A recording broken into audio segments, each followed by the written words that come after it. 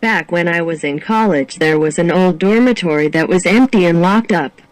The first floor windows were covered up with thick black curtains and the doors had chains and padlocks on them. Well, my second year of school I got my EMT certification and started working for the Campus M Squad. That was easily my coolest job ever, and there were perks other students couldn't get. One of those were keys for everything. So obviously we used those keys to go everywhere. Most places were pretty boring. My now best friend, who was the other EMT I worked with, decided to make the old dorm our hangout place. We would sneak in with friends and drink there on the weekends or nights where we didn't have class. We usually stayed on the first floor on just one wing of the dorm, the one closest to the back entrance. We didn't stray because the place was dirty and had cobwebs. So one night we were drinking in the one room we set up with tables and chairs that we seized. We were all together. Nobody was missing when somebody very close to our room and very loudly screamed, "WHO, the fuck is there?" To which one of us drunkenly responded, "Who the fuck do you think it is?" A very confused voice responded back, "You're not coming with me then, John?" They sounded like they were walking away from us towards the center of the building, away from the stairwell. Incidentally, none of us were named John. A few minutes later we could hear on the floor above us, a very old building floor that's super thick, a rumbling sound that kind of shook the walls. The rumbling stopped right above us with a giant crash. Shit officially just got creepy. We all run up the stairs and make our way to the hallway above the one we were hanging out at. Right at where our room would be on the first floor was a giant filing cabinet on wheels. It was just there. Nobody else was there. You could see the wheel tracks on the floor because it was dusty as shit. But there were no other footprints around besides our own. We all fucking bolted without getting our stuff. No stopping to get our booze, or turning off our radio, or turning off our battery-powered lantern. So we obviously have to back and get our shit. We waited a few days. A friend of mine and I went one evening to go get it. First we go to the window and see if we can see our stuff in there. My friend looks in. I didn't. He said he thought he saw somebody in the doorway. I thought he was acting retarded because of what happened the other night. We sneak in and make it to the room and get our shit. Somewhere down in towards the center of the building we hear a door shut. It's completely dark that way. We hear a door close or open and we don't wait to find out what the fuck that's about. So I'm not a person who believes in supernatural stuff, and the same goes for my friends. We decide that we need to figure out what the hell is going on with this building. So about 6 of us devise a pretty easy plan to go about with. We circle the building one night and check all the doors and windows to make sure they were all locked up. Then we went to our usual entrance. Left 2 people on the inside of it to make sure nobody came in or out. Then the rest started going from dorm room to dorm room checking to make sure nobody else was there. We'd go, hello, and obviously get no response. We make it through our hallway we hang out at and our tensions ease up. One of the people at the outside door moves up to where we stopped and we go to the second floor where the filing cabinet was. Because it's back at the original place with the wheel tracks and no fucking footprints. Tension in the group rise. We start doing the whole hello and no response thing again. We get about halfway through the hall and one of us gets the idea of saying, "Oh come on, it's your friend Johnny." A giant thud below us. Muffled screams from the two we left as lookouts, probably saying something along the lines of, "What the fuck is that?" A giant thud behind us on the same floor. Where nobody could have been because we went through those rooms and we would have noticed somebody else slamming a door right fucking behind us. It turns into a race to get back out the way we came. Past the doors that were just slammed. As we get into our hallway, we can hear doors opening and closing in a way that something was coming toward us from the center of the building again. We get a few hundred yards away before we all stop running and make sure we all made it. We found another place to hang out after that. It's torn down now and a real dome is built over it. Well, once in a while we would notice that the window would get foggy, like when you breathe on a window foggy, but it was always on the hallway side of the window. Like if somebody was looking at us through the glass and watching us. We never put that together until after the Who fleeing and terror incident. Good to bring up old memories like that. I didn't feel like sleeping. I'm not the overly adventurous type, but a friend of mine is, and he told me a similar story a few years ago. So I hope I get the facts straight. He and a few of his friends went to an abandoned mental hospital in our city. They liked to explore abandoned buildings all the time. So it's late one night and there's a field of tall grass leading up to the building. There are obviously no lights on in the building and there's just a creepy aura about it. Two of the big black dudes that came with them stopped at the door and actually refused to go in. So they go down the halls, floor by floor, and there's nothing in any of the rooms. But there is crazed, mindless writing all over the walls in many of them. They finally make it to the top floor and it's nothing but a long, pitch-black hallway with a door at the end of it. They walk down the hall and, being the crazy adventurers they are, decide to see what's inside. However, it's the only door in the building that's locked. Multiple guys pound and kick at the door to try and break it open, but it won't budge. One guy shines a flashlight through the keyhole, or some sort of hole in the door. Can't remember to see what's inside. Nothing, except more crazed writing on the walls that was visible only by the faint light. After failing once again to break the door down, they give up and walk back down the hall. When they get to the end, at the stairwell, they hear the door fling open and slam the wall. It's still pitch black, and the only thing they can see is a huge, shadowy figure in the doorway. Then they hear thumping, slow at first, but the pace quickens. The figure is running towards them. They sprint down the stairs faster than they've ever run before, and all the while they hear just a few flights above them, thump, thump, thump, thump, thump. They make it to the first floor and burst out the door where the two guys are waiting outside. They tell them to run and they all sprint to their van, get in, and pull away. They look out the window and see that huge dark figure still chasing them. When my mom was about 3 years old, my grandma and grandpa moved into an apartment on the 9th floor in downtown Columbus.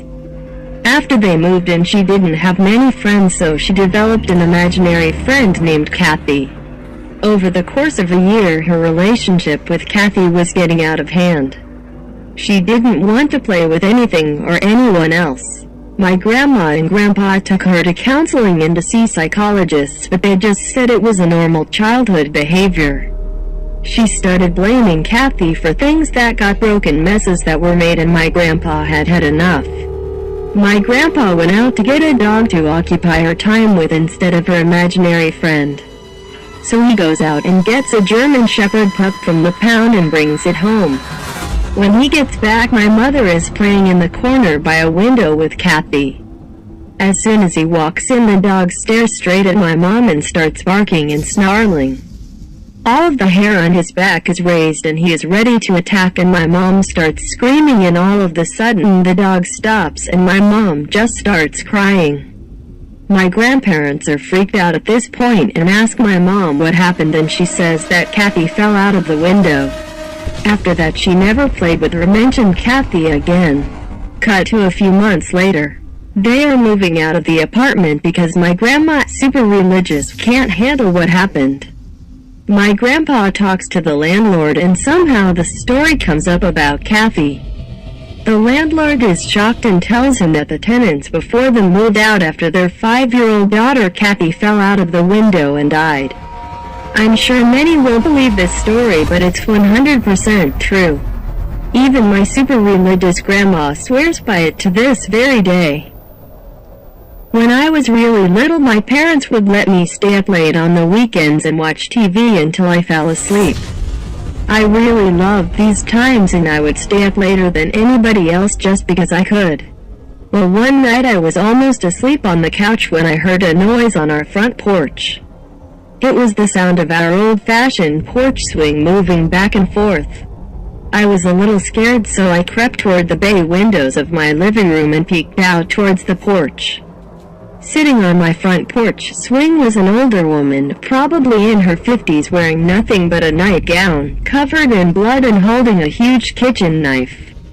I flipped out immediately and ran screaming into my parents' room, but was too terrified to form words. My parents saw that I was upset, but when I finally was able to tell them what I saw, my dad got really angry and told me that it was just a dream and to go back to bed. I refused and kept crying and screaming until he had had enough and snatched my arm and dragged me towards the front door to prove that nothing was there. I kicked and screamed all the way trying to make him stop, but he kept pulling me. Finally we got to the door, he unlocked it, swung it open and said, "See, there's nothing." To this day, I have never seen the look of fear and shock that was on his face when that woman turned and stared at both of us and slowly stood up with the knife. My dad slammed the door shut and got my mom to call the police while he went and got his gun. He went back to the door with a 12 gauge and cracked the door enough to stick the barrel out. He asked her what she was doing and she said, "Somebody killed my husband, but it wasn't me." My dad told her that the police were coming and she freaked out, grabbed the knife and walked away. The police found her 15 minutes later trying to break into one of our neighbors' houses. I never slept in the living room again. I just talked to my mom and she said that they never really found out the whole story, but apparently she was crazy and off her medication. Her and her husband got into a fight and she tried to attack him with a knife but didn't seriously hurt him. When he got her out of the house, she cut herself with a knife, either trying to commit suicide or make it look like her husband did it. The police never talked to us about it, so that's just what they heard from the woman's neighbors. 2. When I was younger, we frequently visited my grandparents around holidays even though we didn't live in the same town. My aunt lived 2 houses down from my grandparents. The lady in the house between was creepy. She was a large woman, over 6 feet. She wore logging chains around her neck, a dress and work boots. The only time I remember seeing her outside was either in her garden in the back or when she was washing the outside of her house, scrubbing the actual building. She did this often. During these times she would yell at us kids and call us all kinds of things. She would tell us the devil would be coming for us. The adults told us to leave her alone and to avoid her. We would run the distance between my aunts and my grandparents because when we passed by she was watching out the windows. It was creepy and we never went alone. One Halloween one of the cousins dared us to trick-or-treat her house. I remember how scared I was, but I didn't want to be a chicken, plus I was going with the group. One of us rang the doorbell and there was a lot of banging noises in the house, suddenly like doors slamming. When she answered the door she had a severed head in her hands and we all went screaming.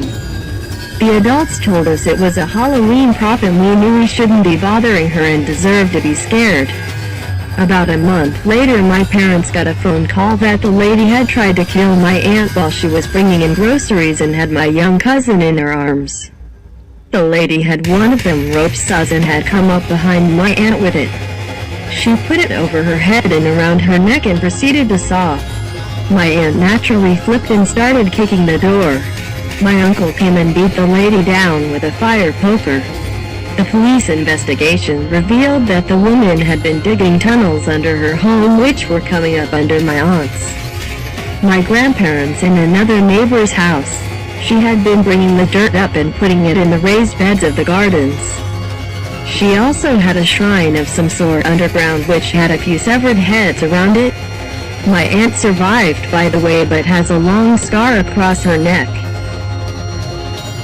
In the late 70s, my uncle was studying medicine at the University of Chicago.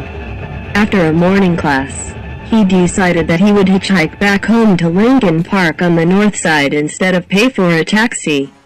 A man drove up in a Plymouth Satellite and offered my uncle a ride. The man looked normal and seemed friendly, lighthearted even, so my uncle got in the car and they started driving towards Lakeshore Drive.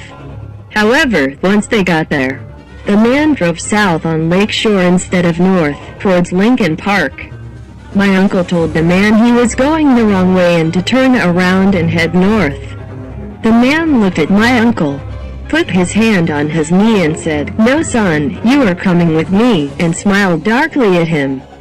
My uncle froze in panic, and when they hit traffic near the South Shore, he quickly unlocked the passenger door and ran away without looking back.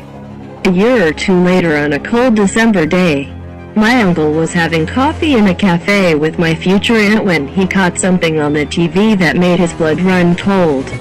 He saw the man that had picked him up from school that day the year before. He had been arrested for the suspected rape and killing of over 20 young men and boys. The man on the television was John Wayne Gacy, and he had removed the door handle off the passenger side door to prevent the men he picked up from escaping.